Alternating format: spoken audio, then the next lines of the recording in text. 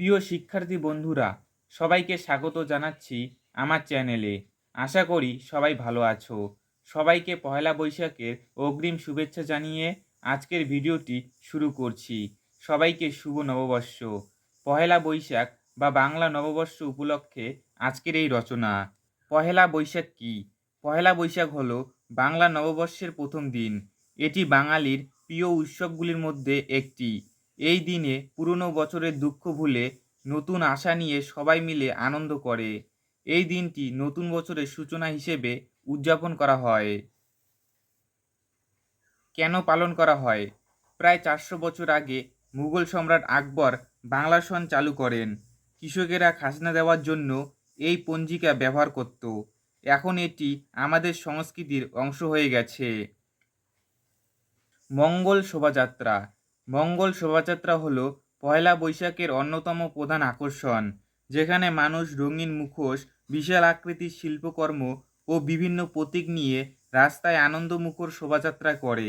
এটি মূলত অশুভ শক্তিকে দূর করে শুভ শক্তিকে স্বাগত জানানোর প্রতীক। উৎসবের প্রস্তুতি।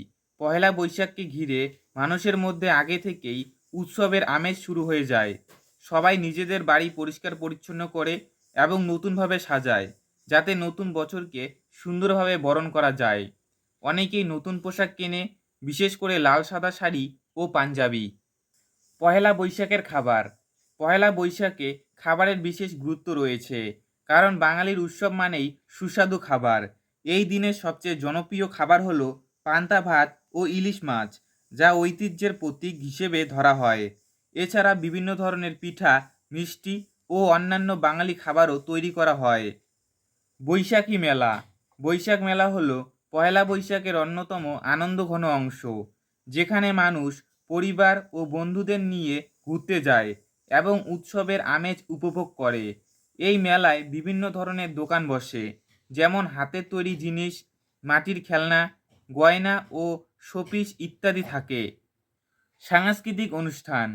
পহেলা বৈশাখে গান ও সংস্কৃতি উৎসবের প্রাণ হয়ে ওঠে।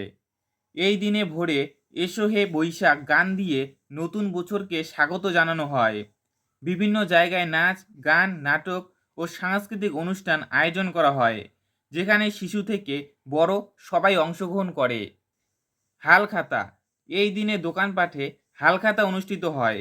এই দিনে দোকানদাররা পুরনো বছরের হিসাব বন্ধ করে নতুন খাতা ও হিসাব বই খুলে নতুন বছরের সূচনা করে। তারা গ্রাহকদের দোকানে আমন্ত্রণ জানায় এবং মিষ্টি খাওয়ায়। উপসংহার। পহেলা বৈশাখ শুধু একটি উৎসব নয়, এটি বাঙালির ঐতিহ্য, সংস্কৃতি ও নতুন বছরের প্রতীক।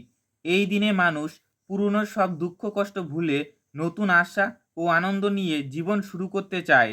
পরিবার, বন্ধু ও সমাজের সবার সঙ্গে মিলেমিশে এই উৎসব উদযাপন করার মধ্যে দিয়ে একতা ও ভালোবাসার বন্ধন আরও মজবুত হয়। তাই পহেলা বৈশাখ আমাদের জীবনে শুধু আনন্দই নয়, নতুন করে এগিয়ে যাওয়ার প্রেরণাও এনে দেয়। তো প্রিয় শিক্ষার্থী বন্ধুরা, এই ছিল আজকের রচনা। কেমন লেগেছে কমেন্টে জানাও। আর পরবর্তী কোন টপিকে ভিডিও চাই সেটাও জানাতে ভুলো না। Thanks for watching.